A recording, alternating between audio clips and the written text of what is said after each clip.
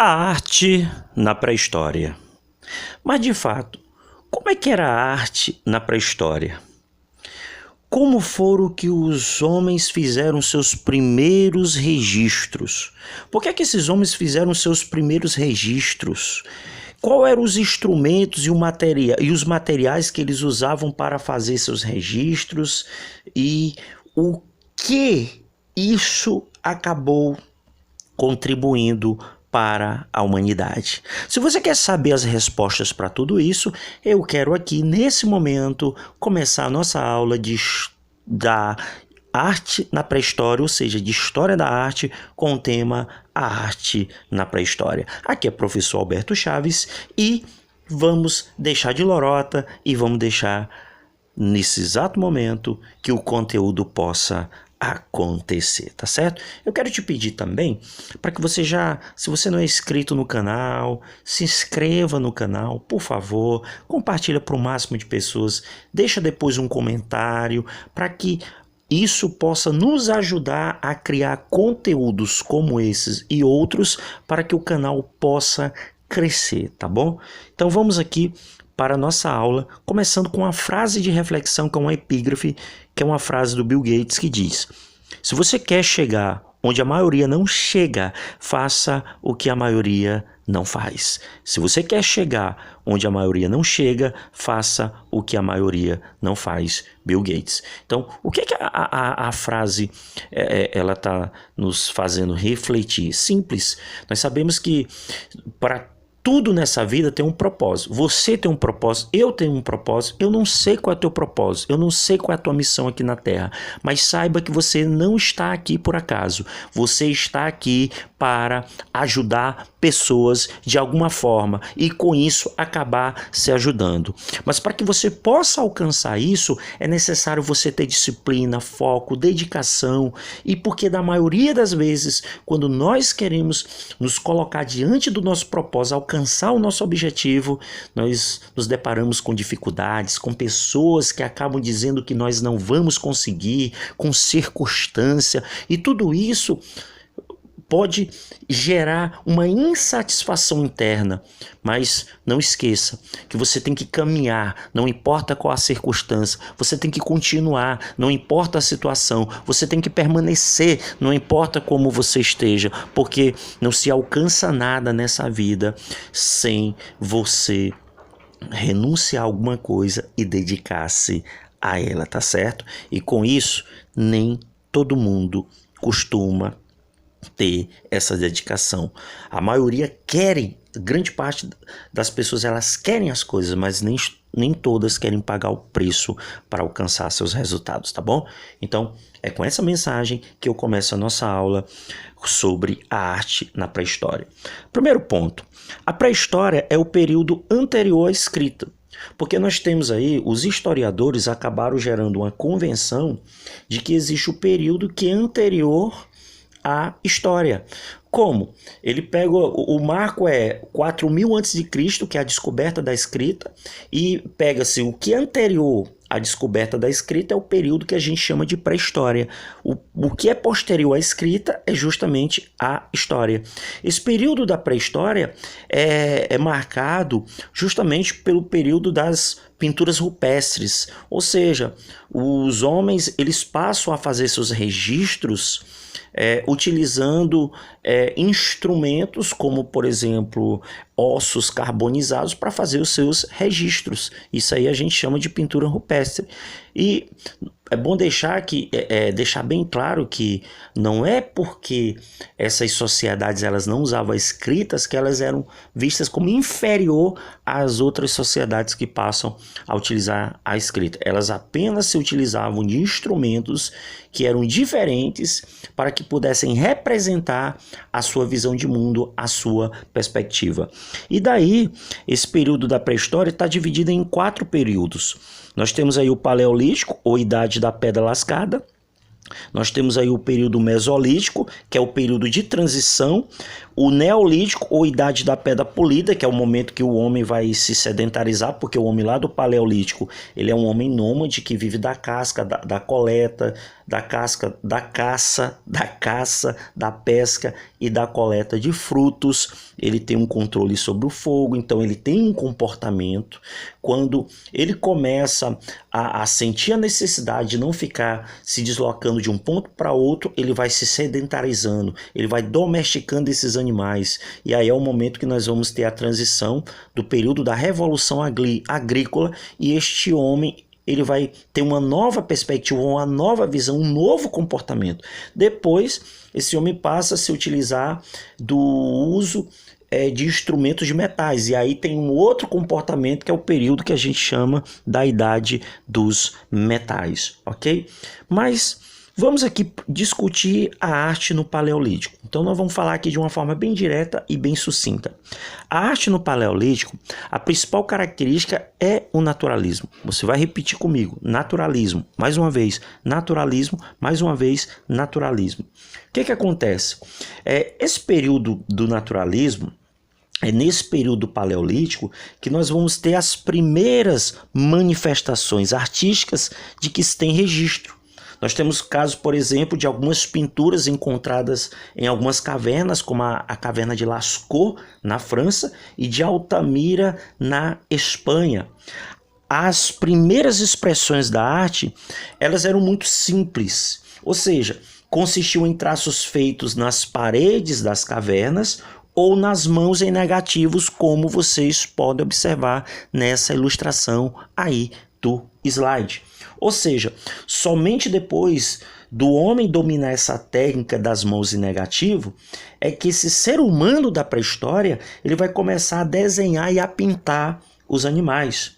Só que como é que era essa técnica das mãos em negativo? Como é que eles se utilizavam? Gente, de uma forma bem grosseira, é aquela técnica que muita gente já fez, principalmente quando criança e até mesmo com um determinado momento aí de ócio. O ser humano pega a folha de papel, coloca a mão e começa a desenhar com a caneta ou com o pincel o contorno e tira e está ali a mão desenhada. A diferença é que esse homem do Paleolítico, o que ele fazia?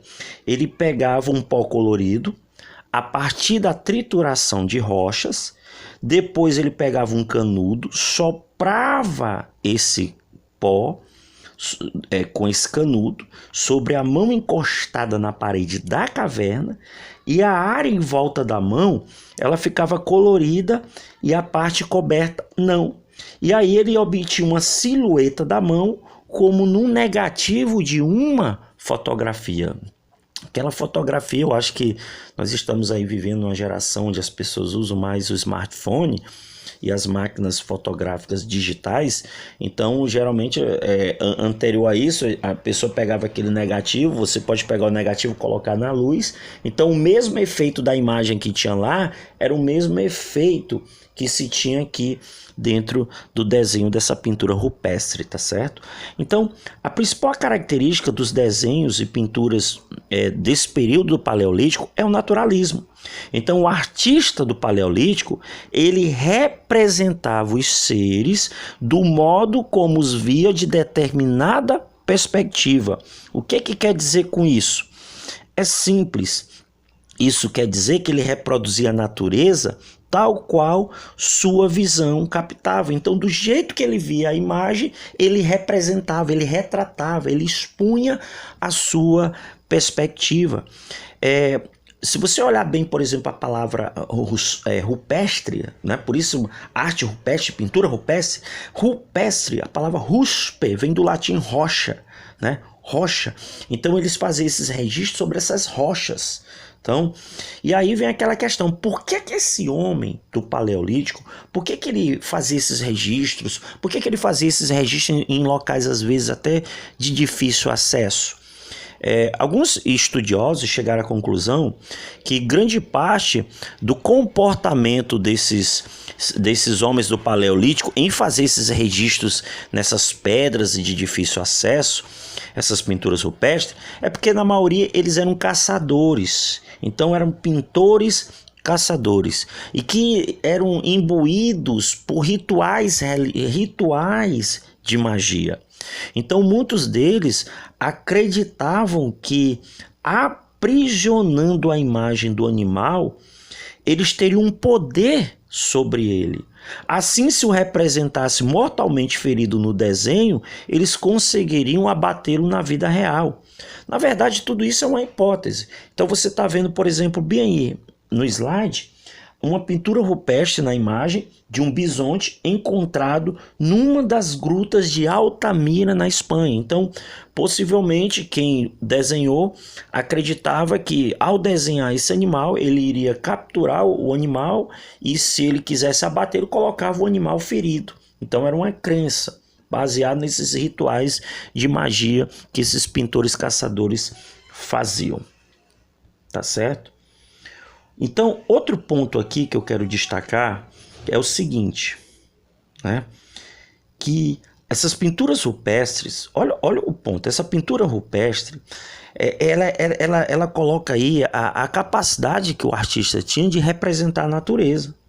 Então, ele se utilizava de imagens carregadas de traços fortes que expressavam a ideia de vigor para representar os animais que temiam ou os grandes animais que eles caçavam, como o bisão. Então, ele procurava representar aquilo que era da sua realidade. Outro ponto também, você pode até fazer a seguinte pergunta: mas quais eram os instrumentos que eles se utilizavam para fazer essas pinturas? É simples. O ser humano do período paleolítico, eles se utilizavam de óxidos minerais, ossos carbonizados, carvão, vegetais, sangue de animais, enfim. Os elementos sólidos, eles eram esmagados e dissolvidos na gordura dos animais caçados. Como pincel, ele chegava a utilizar o dedo, chegava a se utilizar penas e pelos, enfim. Mas é bom salientar também que o homem do período paleolítico, ele não apenas trabalhava a pintura, o desenho, mas ele também trabalhava a escultura. O artista do Paleolítico, ele fez também esculturas. Nelas, nota-se o predomínio de figuras femininas e a ausência de figuras masculinas. Entre esses trabalhos, destaca-se a Vênus de Willem Dafoe, como você está observando aí na ilustração, né? Ou seja, essa pequena escultura, que é a Vênus de Willem Dafoe, ela foi encontrada pelo arqueólogo Joseph em 1908, ali na região de Willem Dafoe, na Áustria. Por isso recebeu esse nome. E data de aproximadamente 24 mil anos atrás. Você pode observar aí alguns detalhamentos. Por exemplo, a cabeça, ela não se diferencia muito em relação ao pescoço. Você vai ver aí seios volumosos, o ventre saliente e grandes nádegas. Então, é isso aí, era a forma como a figura feminina era representada pelo artista do período paleolítico, ok? Mas e aí a questão da arte no Neolítico ou Idade da Pedra Polida? Primeiro ponto, o estilo naturalista, ou seja, de representar a imagem do jeito que se via, ela começa a ser substituída. Ela foi substituída por um estilo mais simples e geométrico. Se o homem do Paleolítico é naturalista, o homem do Neolítico ele trabalha muito a questão do geometrismo, do desenho com sinais e figuras que mais sugerem do que reproduzem os seres. Olha que ponto importante diferencial, porque o artista do Paleolítico ele detalha do jeito que ele vê. O do Neolítico, ele vai sugerir, indicando até movimento. Daí, nós podemos ver aí uma grande transformação da história da arte. Observe, por exemplo, nas figuras do Neolítico, que em vez de uma representação que busca imitar a natureza, nós temos figuras com poucos traços e poucas cores. As formas, elas são apenas sugeridas. Olha que interessante, você guarda isso aí, as formas, elas são sugeridas. ou seja, elas dão a ideia daquilo que ele procurava representar. Não foram, porém, as características das formas representadas que sofreram mudanças. Os temas também eles começaram a se modificar, porque o ser humano ele passou a ser representado em suas atividades cotidianas e coletivas. Então, esse homem do Neolítico ele vai apresentar uma nova visão, ou seja, ele vai sugerir, esse artista, um movimento por meio da imagem fixa. Nós vamos ter aí pinturas com cenas de danças coletivas, talvez ligadas à colheita, o plantio. Ou seja, o artista do Neolítico, ele procura evidenciar, destacar, ele tem como intenção de transmitir a ideia de movimento pela posição dos braços, das pernas, enfim. Então, esse artista do Paleolítico, como você pode observar, ou do Neolítico, perdão, esse artista do Neolítico, então, ele tem uma visão totalmente diferente do Paleolítico, como você está observando aí na pintura rupestre. Então, essa preocupação com o movimento levou à criação de figuras cada vez mais leves, figuras mais ágeis, figuras pequenas, figuras com poucas cores. Com o tempo, o artista do Neolítico, ele vai reduzindo essas figuras a traços e linhas muito simples, mas capazes de transmitir e gerar o sentido daquilo que estava se vendo. Daí ele sugeria, daí ele dava uma ideia.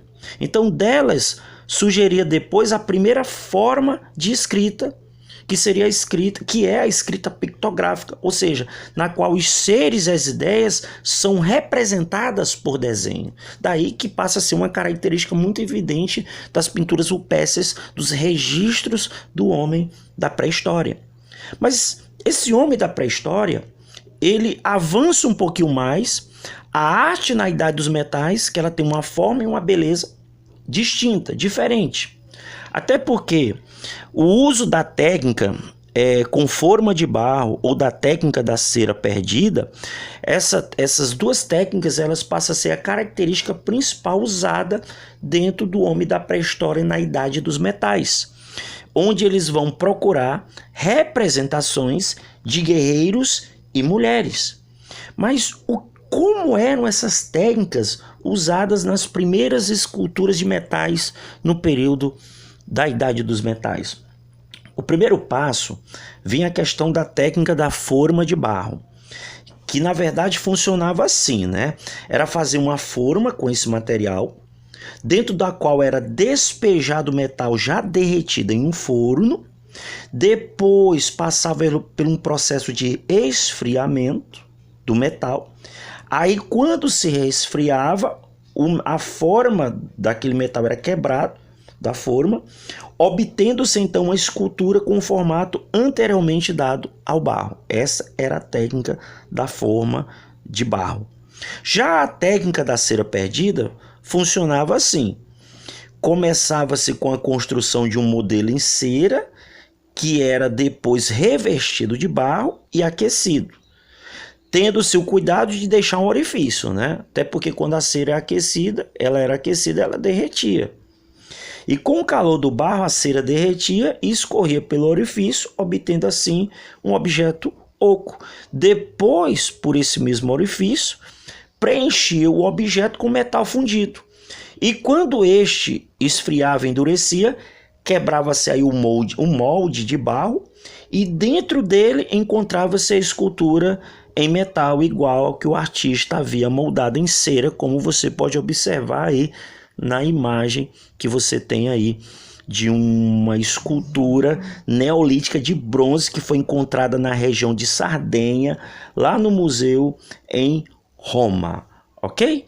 Em resumo, nós vimos o período paleolítico, a idade da pedra lascada, que tinha como principal característica o naturalismo, a arte do neolítico, a idade da pedra lascada ou da pedra polida, corrigindo aí, gente, pedra polida, onde tem neolítico aí, ó, tem lascada é polida, tá? O geometrismo. E a Idade dos Metais, o uso da técnica como forma de barro ou da técnica da cera perdida para a representação de guerreiros e mulheres, tá certo, gente? Então tá aí, tá dado o nosso recado, tá dado a nossa aula. Eu espero que esse conteúdo tenha contribuído para você, tá certo? Deixa um comentário, deixa um like, se inscreve no canal, compartilha para o máximo de pessoas e ajuda o nosso canal a crescer, tá bom? Até a próxima.